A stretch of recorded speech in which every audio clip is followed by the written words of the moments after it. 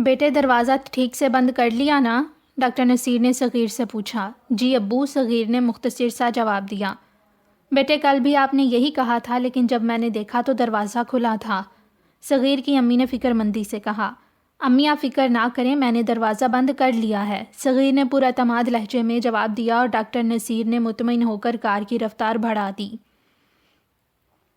Doctor Naseer ایک سرکاری ہسپتال میں سرجن تھے۔ ان کی شادی کے 7 سال بعد اللہ تعالیٰ نے انہیں ایک چاند سے بیٹے سے نوازا تھا، اس لیے ڈاکٹر صاحب اور ان کی اہلیہ دونوں ہی اپنے بیٹے صغیر سے بہت پیار کرتے تھے اور اس کا بہت خیال رکھتے تھے۔ وہ جو بھی خواہش کرتا فوری پوری کر دی جاتی تھی۔ صغیر جب 5 سال کا ہوا تو اسے شہر کے ایک اچھے اسکول میں داخل کروا دیا گیا۔ وہ اپنے ابو کی طرح بہت ذہین تھا۔ ہر سال شاندار نمبروں کے ساتھ کامیابیاں حاصل کرتے ہوئے صغیر 6ٹھی جماعت میں پہنچ گیا تھا۔ ماں باپ کے لاڈ پیار کی وجہ سے صغیر کبھی کبھی بڑی عجیب اور مشکل فرمائشیں کر دیا کرتا تھا، جس طرح آج ہوا تھا۔ چونکہ آج چھٹی کا دن تھا، اس لیے ڈاکٹر صاحب گھر پر ہی تھے، تو نصیر نے اپنے ابو سے کہا، ابو کیوں نہ آج چچا جان کے گھر چلیں؟ کیوں نہیں بیٹا، ضرور چلیں گے، ڈاکٹر صاحب نے جواب دیا۔ ابو ہر دفعہ آپ مجھے انکل منیر کے گھر لے جاتے ہیں، آج ہم چچا امیر خان کے گھر جائیں گے، صغیر نے کہا۔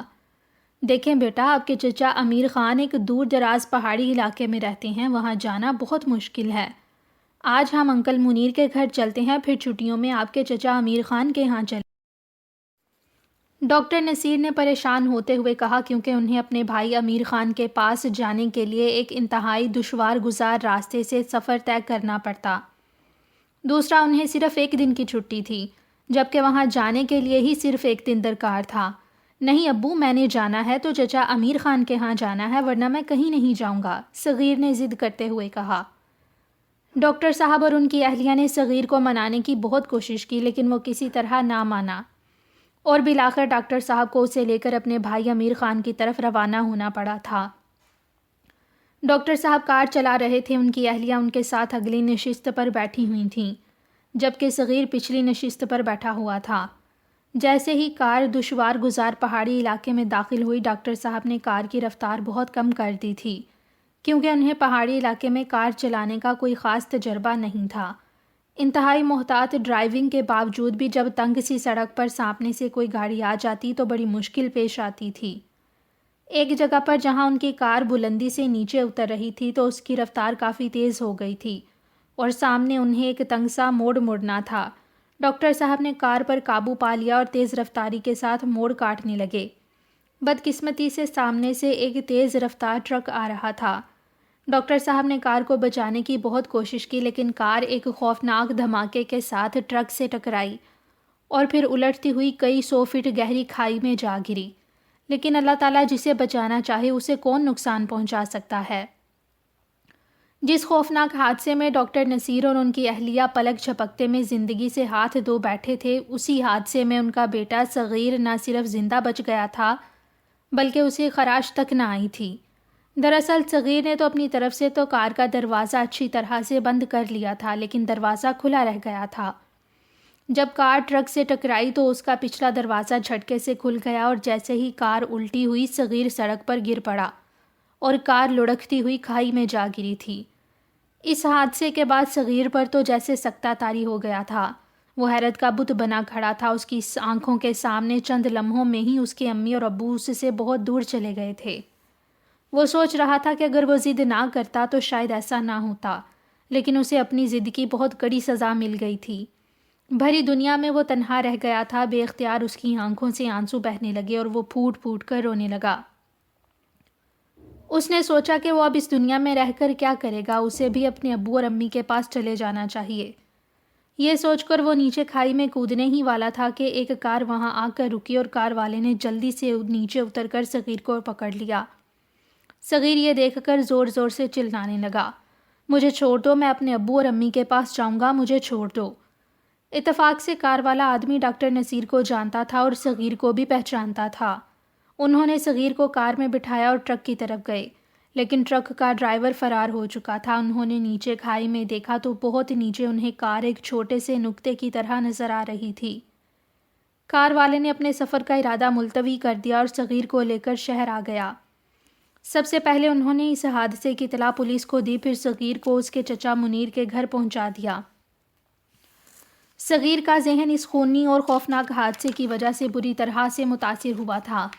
تقریباً 1 ماہ بعد صغیر کی حالت معمول پر آنے لگی، لیکن اسے اپنے چچا منیر کا گھر پسند نہیں آ رہا تھا۔ اگرچہ منیر صاحب صغیر کا بہت خیال رکھتے تھے، لیکن ظاہر ہے اس گھر میں صغیر کا خیال اس کے امی ابو کی طرح تو کوئی نہیں رکھ سکتا تھا۔ یہی وجہ تھی کہ صغیر نے چند ہی ماہ کے بعد اپنے چچا امیر خان کے پاس گاؤں جانے کی ضد شروع کر دی۔ منیر صاحب نے صغیر کو بہلانے کی بہت کوشش کی، لیکن وہ کسی طرح نہ مانا اور پھر مجبوراً منیر صاحب کو اسے اپنے بھائی امیر خان کے پاس چھوڑ کر آنا پڑا۔ شہر کی گھٹن سے باہر نکل کر صغیر کو پہاڑی علاقے کی کھلی اور قدرتی آب و ہوا بہت اچھی لگی۔ شہر میں گاڑیوں کا شور ہوتا تھا، لیکن گاؤں میں ایک پرسکون خاموشی تھی۔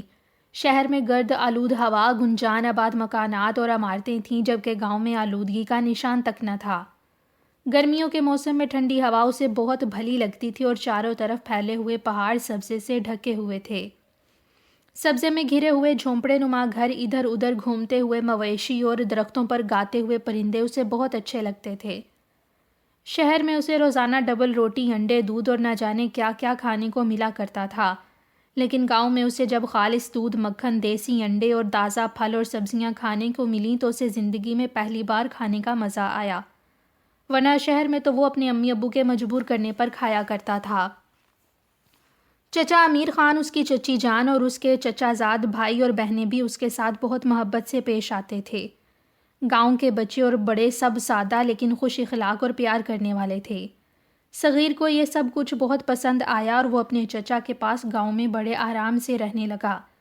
امیر خان نے جب دیکھا کہ صغیر کا دل گاؤں میں لگ گیا ہے تو انہوں نے شہر سے صغیر کے اسکول سے اس کی سند منگوا لی اور اسے قریبی اسکول میں داخل کروا دیا، جو گاؤں سے 2 میل کے فاصلے پر تھا۔ یوں صغیر کی تعلیم کا سلسلہ بھی جاری ہو گیا اور وہ دوسرے بچوں کے ساتھ اسکول جانے لگا۔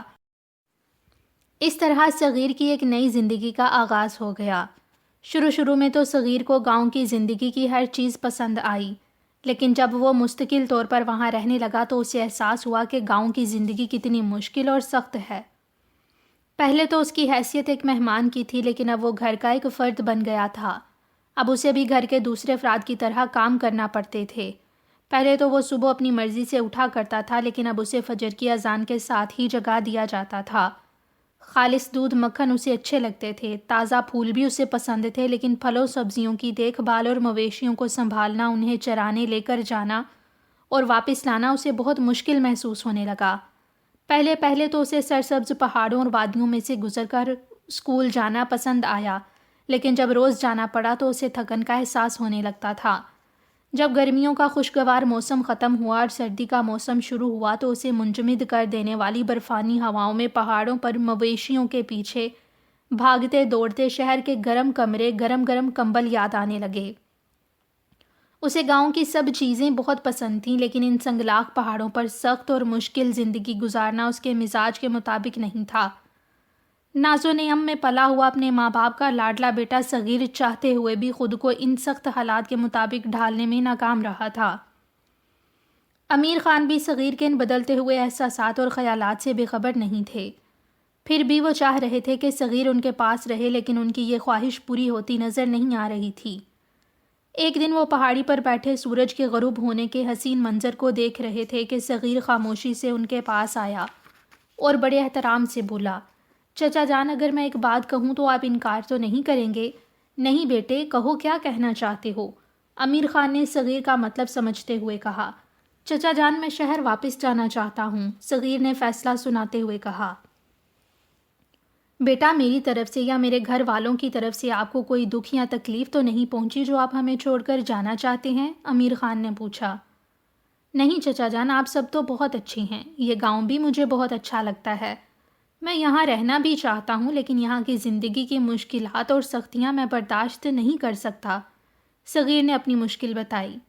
بیٹے، آپ میرے مرحوم بھائی کی نشانی ہے، میری خواہش ہے کہ آپ ہر وقت میری آنکھوں کے سامنے رہیں، لیکن اگر آپ ایسا نہیں چاہتے تو میں آپ کو مجبور نہیں کروں گا۔ وہ کچھ دیر خاموش رہے اور پھر کچھ سوچتے ہوئے بولے، آج مجھے آپ کی بات سن کر ایک حدیث یاد آ رہی ہے کہ جنت کو ایسی چیزوں نے گھیر رکھا ہے جنہیں انسان کا نفس ناپسند کرتا ہے۔ اور جہنم کو ایسی چیزوں نے جو نفس کو مرغوب ہیں۔ بے شک اللہ کے رسول صلی اللہ علیہ وسلم نے سچ فرمایا ہے، ہم سب جنت میں جانا چاہتے ہیں، لیکن اس راہ میں جو تکلیفیں اور سختیاں ہیں وہ ہم کو پسند نہیں ہیں اور ہم سے برداشت نہیں ہوتی، اور ہم اپنے نفس کے پیچھے لگ کر ایسی چیزوں کو اختیار کرتے ہیں جو ہمیں پسند ہوتی ہیں، بظاہر اچھی لگتی ہیں، لیکن وہ ہمیں جنت کی بجائے جہنم کی طرف لے جاتی ہیں۔ اللہ ہمیں جنت میں داخل ہونے کے لیے سختیوں اور مشکلات کو برداشت کرنے کی توفیق عطا فرمائے۔ صغیر اپنے چچا کی زبانی حدیث نبوی سن کر سوچ میں پڑ گیا کہ اسے گاؤں میں رہنا اچھا لگتا ہے، لیکن وہاں کی زندگی سختیوں کی وجہ سے وہ گھبرا کر شہر جانا چاہتا ہے۔ لیکن وہ جنت میں جانا چاہتا ہے تو کیا وہ ان چیزوں کو اپنا سکے گا جنہوں نے جنت کو گھیرا ہوا ہے اور اسے پسند بھی نہیں ہے؟ اتنے میں مغرب کی اذان ہونے لگی اور وہ مطمئن انداز میں اپنے چچا کے ساتھ مسجد کی طرف روانہ ہو گیا۔ صغیر نے فیصلہ کر لیا تھا کہ وہ نہ صرف جنت کے راستے میں آنے والی مشکل چیزوں کو اپنائے گا، بلکہ تمام تر مشکلات اور سختیوں کے باوجود گاؤں میں ہی رہے گا۔